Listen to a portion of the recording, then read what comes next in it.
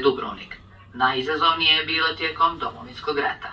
Na svako pola sata smo imali vijesti, informacije, sve ono što je Dubrovčanima bilo od životne važnosti kako bi ih informirali. Sastavni je dio života grada od svojih početaka do danas. Pokazalo se da je radio zapravo onaj medij koji je najbliži građanima, posebno lokalni radiji koji su uspostavili neki, pa možemo tako reći, čak i osobni kontakt sa svojim slušateljima, sa sugrađanima. Primjerice, Dubrovačke ljetne igre zapravo su pokrenute u suradnji s Radio Dubrovnikom.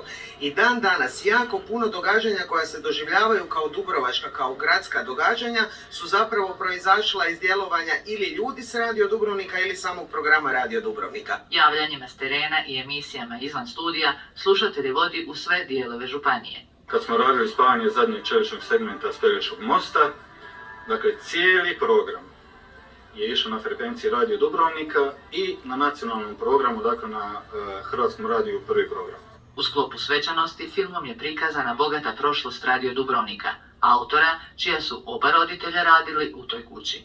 Sjećam se čak i vremena kada su se vijesti primali možda ovim znakovima, sad možete misliti koja su to davna vremena bila, tako da u ovom filmu sam i svjedok i sudionik. Budućnost nosi nove izazove, a internet preuzima dominantnu ulogu u medijima. I siguran sam da će i Radio Dubrovnika i svi ostale radio postaje Hrvatskog radija naći svoje novo mjesto i nove prilike za komunikaciju sa publikom na novim platformama. Pa će se u buduće, uz video streamove i podcast formate, poznati glasovi moći i vidjeti.